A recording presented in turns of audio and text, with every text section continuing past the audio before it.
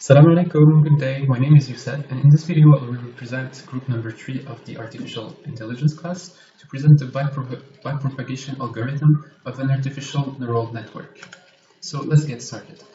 This is the artificial neural network that we will use for our example to develop the algorithm. As you can see, we have three inputs. We have three inputs in the input layer. We have only one output in the output layer, and in the hidden layer we have 4 nodes.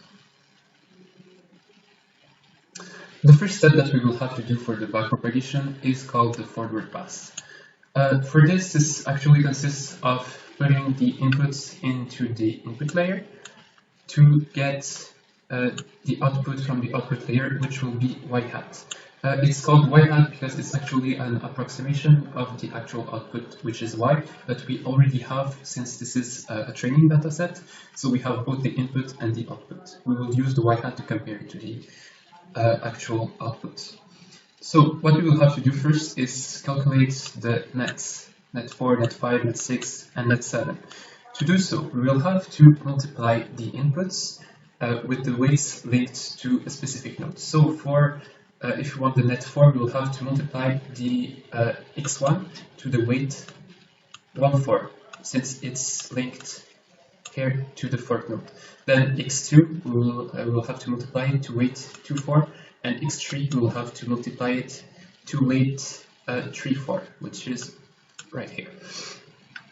And we can see exactly what I just said in this equation, and we have to do the exact same thing to calculate net 5, net 6, and net 7. After that we get the nets. Basically what we will have to do is do the second step of the nodes in the hidden layer. So we'll have to put the net that we just got into an activation function. This activation function could be a sigmoid function, for example, but it could also be something else. So we'll just call it f in this case. So we put the result net 4 into our activation function. It gives us f of net 4, and that gives a result called O4. We do, as you can see, the same thing for O5, O6, and O7, which are actually the outputs of the nodes 4, 5, 6, and 7. Then the second step of the forward pass is doing the exact same thing, but this time for the output layer. So we will have to calculate the net of our node 8, and we have to do basically this exact same thing, except that instead of multiplying the weights by the inputs, we will have to multiply it with the outputs of the previous nodes. So we'll use the O4, O5, O6, and O7 that we calculated in this slide. So as you can see, this is the equation to get it. And once again, we will pass the result through the activation function to get our final y hat, which we will use in the next steps. Then, what we have to do is, the next step is called the backward pass. In the backward pass, we do the steps from the end to the beginning instead of the beginning to the end like in the forward pass. So the purpose of this step is to get a variation on the weights, because we want to modify the weights so they can adjust to give us the best result, which is y hat, possible. So to do so, we'll have to calculate the variation on the weights, which is, for example, for weight 48, it will be delta W 48. And this weight is a multiplication of the learning rate, alpha, multiplied by del E over del W 48. And del E is actually the error, which it's the error according to the cost function that we will choose. So we don't have a way to actually calculate this term directly, so we'll have to use a trick, which is derivatives in chains. So instead of calculating one derivative, we will use 3 separate derivatives that we see here. And since we were able to calculate each one of them separately, we can just multiply them in the end, which will give us the wanted result. So here we have del E over del y hat, which is the difference of y hat minus y. So this is actually called E8 also, because we will use it later on, and it's the error in node 8. Then the next term is del y hat over del net e. This is actually simply the derivative of the activation function with net 8 inserted inside. Then the last term is del net 8 over del w for 8, and this represents the output of the of this node number 4 that we calculated previously in the forward pass. So we could just multiply these three terms to have what we want, del E over del W for 8 right here.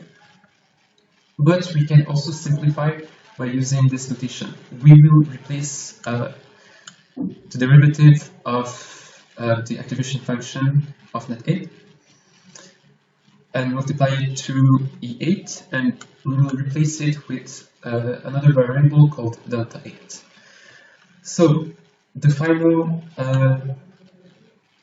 variation on the weight for 8 will be alpha multiplied by delta 8 multiplied by O4. And as we can see, if we want to calculate the variations on the other weights, we can use basically the same formula right here, but just modify to the corresponding values. So if we want the variation on weight 5.8, we will use delta 8, but this time O5 instead of O4. And the same thing for this three, for the other weights. So basically we're able to, like this, to generalize a little the process, which will be useful later on when we'll do the actual algorithm, which we will generalize even more. Now, in the hidden layer, it's basically the same principle, but it's actually a little bit different. That's because to get the partial derivative of the error over the partial derivative of the weights right here from the hidden layer, we have a little more terms, as you can see here. We still use del E over del y hat, which is still E8. Also, you can see there's other similar terms, like this one, which is again the partial derivative of, not the partial derivative, sorry, the derivative of the activation function. And we also have now we have this derivative del net 8 over del O4, which is actually corresponds to weight for 8. This del O4 over del net 4 corresponds, this time it's also the partial, the derivative of the activation function, but we insert net 4 instead of net 8. And finally we have del net 4 over del W14, which corresponds to input number 1. So now a difference when we compute the values of the hidden layer.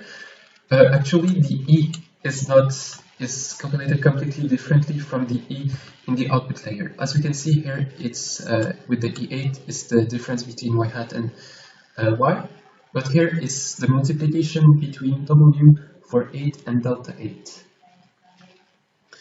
And so delta 4, it will be quite similar from what we saw previously. As we have seen here, it's the multiplication of the derivative of the activation function multiplied by E8. That was for delta 8. This time we just change the values here. Instead of net 8, it will be net 4, and instead of E8, it will be E4. So it's still the multiplication with the derivative of the activation function multiplied by the error 4. And so for the variation on weight 1, 4, for example, it's basically the same form. It's alpha multiplied by delta 4 multiplied by x1. Now, once again, the main difference is that this time to use to calculate this delta 4, we use E4, but E4 is calculated in a very different way this time. And so, in the exact same way, we can find the weights, the variation of the weights for all the other weights in this layer. So all those weights right here.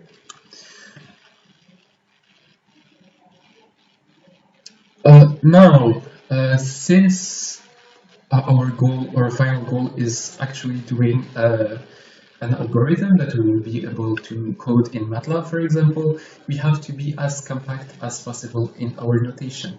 So we'll have to introduce a notation a little bit different from what we've seen up until now.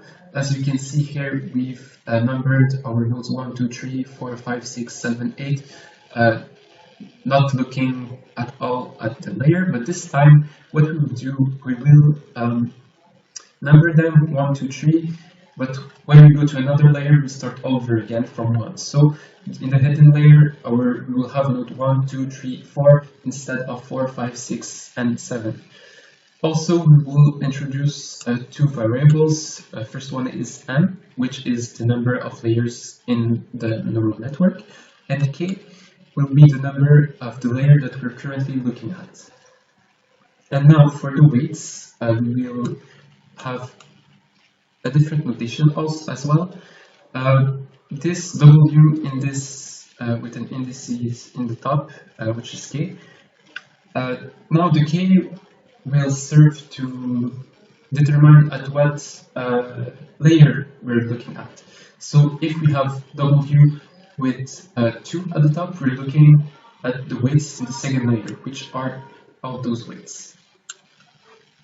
And AB will be for, actually A will be for the node number that connects, that is connected to the weights from the previous layer. So, for example, if A is 2, that means that we're looking from this node. And if B is 3, for example, that means we're looking at the node number 3 in the current layer. So it will be this node and this node if 2 equals to 2, if A equals to 2, sorry, and B equals to 3. So we're looking at weight 2, 3, which is this one.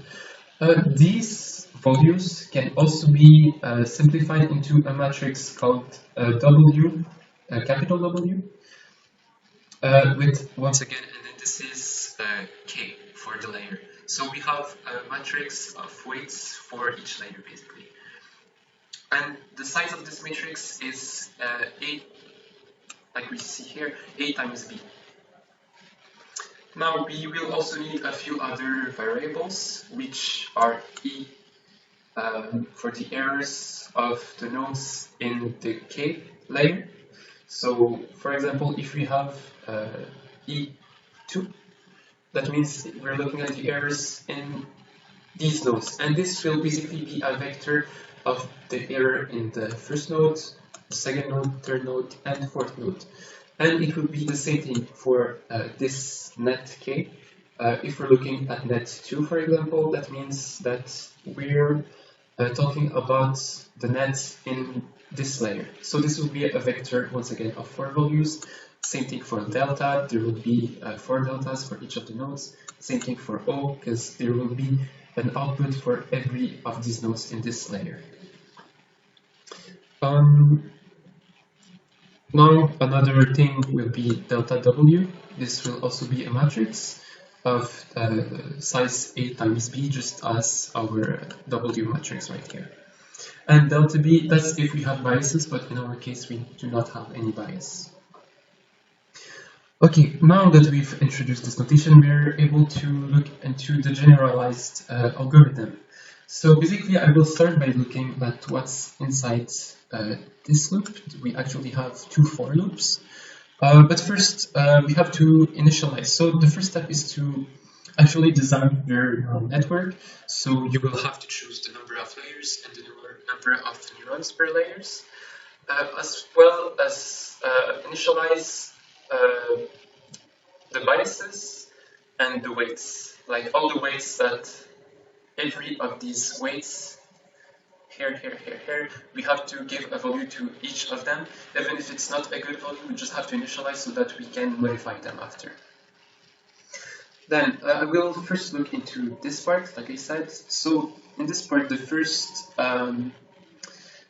step right here would be to apply the forward pass. So we'll have to enter into the network one point of the training data. And like this, we'll have in the output a value for y hat, which we will use in the next step, right here. So the next step is to calculate the vectors E. Like I said, no, this is a vector and this is a vector. The vectors E and delta. To do so of the output layer. To do so for E, we will have y hat minus y, and for delta, we will have this multiplication, which is exactly the same sort of formula as we saw before. Instead, we use the vectors because it's the vector notation. And this is actually a Hadamard product, so we'll have to multiply each component of the vectors together, and we will have another vector as a result. As I said, the E in the output layer is different, so we will have to calculate the E for the other layers. Now we go into a for loop, and that is to go through all the hidden layers. If we have only one hidden layer, we will have to do this only once. So, but as I said, this is a generalized algorithm, so we put a for loop so that we can use this for any kind of neural network. So this time we will compute the E by doing a matrix multiplication of the weights matrix and the delta vector. And we will, with this E, we will be able to compute the delta. And once again, this is a Hadamard multiplication, so it's basically the same here and here. It's the same formula. Instead, we just use the new error vector. So we will have to do this, repeat this for all the hidden layers. Then the next step is use this result, the delta, as well as the output that we got from the forward pass, to compute the variation of W. And we will have to do this for all hidden layers, and so we will have at the end a matrix of variations of weights and also of biases, if we do have biases, and we will simply subtract it from the weights, from our current weights to get our new weights, which we will use in the next iteration. So what we have just seen right now, all of this, is actually a single iteration because we've used only one point of data. Now, if we do this for all, for every data in the data set, this is called an epoch. So, an epoch, basically, to summarize, is we do the backpropagation for once for each of the data points that we have in our data set.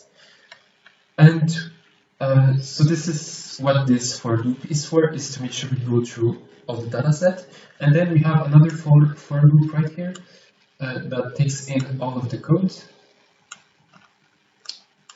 And it's to repeat all of this process for as many number of epochs as we want. So maybe you want to do 10, 15, 20, 100 epochs depending on the precision that we want. So that is all. As I said, this is a generalized algorithm that we can use for any neural network, so it's pretty convenient. If we want to code it into MATLAB, we will just have to modify a few values to be able to use it for another neural network. That is all. Thank you very much.